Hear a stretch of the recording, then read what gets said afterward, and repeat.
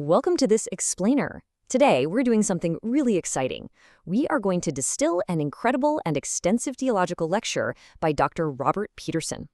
What we're doing is creating a highly structured visual map of Orthodox Christian doctrine regarding salvation.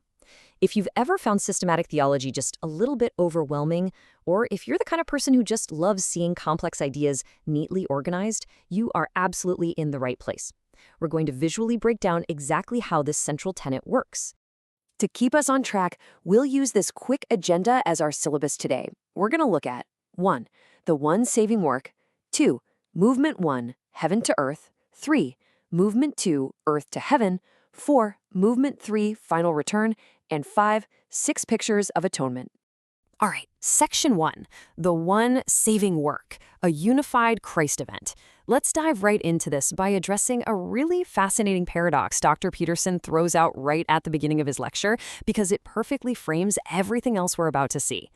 You know, systematic theology loves to break salvation down into 9 distinct events and 6 pictures, mostly to help our finite human brains actually grasp it.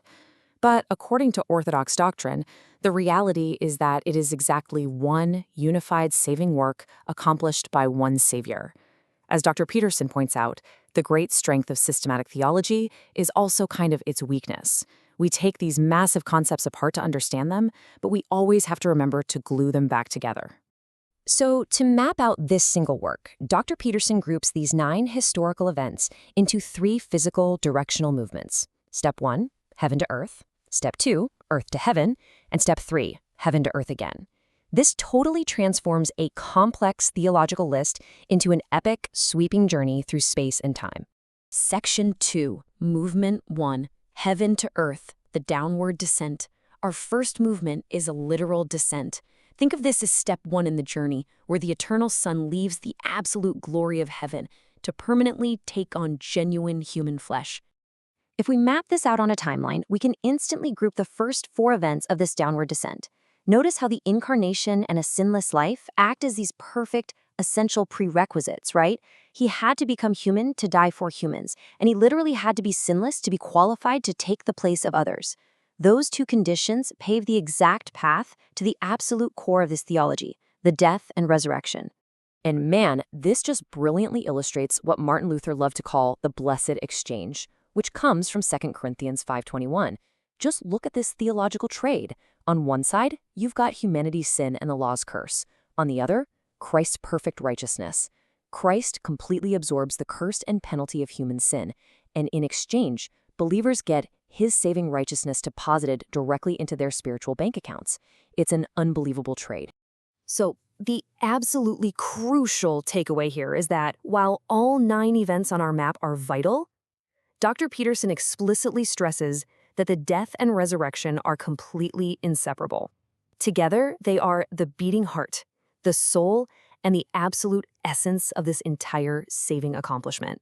You literally cannot have one without the other. Moving on to Section 3, Movement 2, Earth to Heaven, the upward ascent. Let's see how this momentum builds into the second movement, following the narrative right back up from earth to heaven. In this upward movement, Christ actually brings a piece of humanity to heaven, because remember, the incarnation is permanent. He continues his saving work through 4 events that, honestly, we tend to neglect.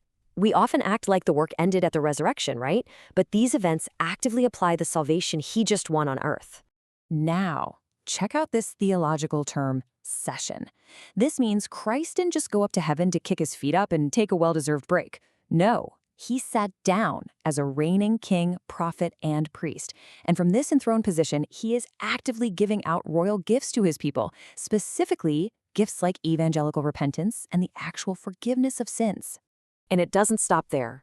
We see Pentecost and intercession listed right here as active saving deeds. Pentecost wasn't just some crazy historical anomaly. It was the exalted Lord expanding his kingdom by pouring out the Holy Spirit. In intercession, Dr. Peterson notes this is actually the only ongoing event out of all 9. Literally right now, perpetually, Christ is actively pleading for his people. Section 4, Movement 3, Final Return, Bringing Heaven Down to Earth. The whole narrative culminates in this third and final movement. It's a second descent, but crucially, it's one that hasn't even happened yet. In this future event number 9 on our timeline, Christ returns. But Dr. Peterson points out a really fascinating distinction from the source text here. Christ isn't coming back to deal with sin again. He already finished that in Movement 1. Instead, he is coming back to completely vanquish his foes and bring final, ultimate salvation to his own, essentially dragging the holy city right down to earth. Dr. Peterson really hammers home how we Christians tend to shrink God's grace down to a purely past event, like something that only happened back when we first believed. But Scripture points to this massive, future grace waiting at the second coming. He notes that believers shouldn't fear this return. Rather, it should inspire eager, edge-of-your-seat anticipation for literally the greatest outpouring of grace we will ever experience. Section 5. 6 Pictures of Atonement. Different lenses, same reality. Now we pivot away from the historical timeline of the 9 events, and we're going to look at the theological meaning of those events using 6 distinct biblical pictures. So, why so many pictures? Well, as the source explains, the Bible depicts human sin in a whole bunch of different, deeply flawed ways, which means God's solution requires multiple images to fully address it all. These 6 pictures aren't different realities. Think of them more like a giant, multifaceted diamond, or maybe 6 different camera lenses.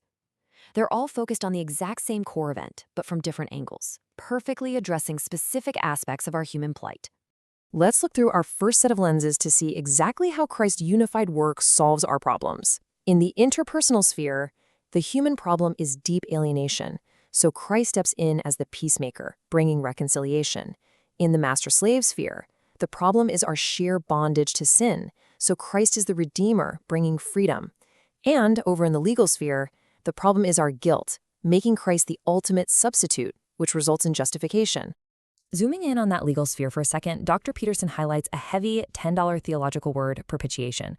Put simply, it means Christ acted as the ultimate legal substitute. He didn't just casually clear a debt. He fully, completely satisfied the divine justice of a holy God, effectively turning away wrath and declaring those who trust in him as totally righteous. Now, if we swap to our remaining 3 lenses, the exact same saving work is framed in totally different ways. In the sphere of warfare, we're up against spiritual enemies, so Christ is the champion securing total victory. In the realm of creation, facing the sheer disorder of the fall, he's the second Adam bringing recreation. And finally, in the sphere of worship, dealing with our human defilement, he's the ultimate high priest, providing the perfect, purifying sacrifice. By mapping out this explainer today, we can really see how Dr. Peterson's systematic breakdown gives us this massive, comprehensive view of salvation. I mean, we've traversed 3 spatial movements, we've unpacked 9 distinct historical events, and we've peered through 6 unique theological pictures. It's huge! It covers everything from before time even began, all the way to the absolute end of history. But, we return exactly to where we started. Despite the immense, awe-inspiring complexity of those 3 movements spanning heaven and earth, those 9 historical events, and those 6 multifaceted pictures, Orthodox theology holds firm that it is entirely, wonderfully, exactly one unified work of Christ. Thank you so much for joining this explainer. If this highly structured, multifaceted map of salvation proves anything, it's that this theology isn't just some flat, boring list of rules. It is a deeply layered reality. If systematic theology requires 9 distinct events and 6 totally different lenses just to describe one single saving work, what other depths of this ancient mystery are we only just beginning to comprehend? Keep learning, keep seeking, and we'll see you in the next explainer.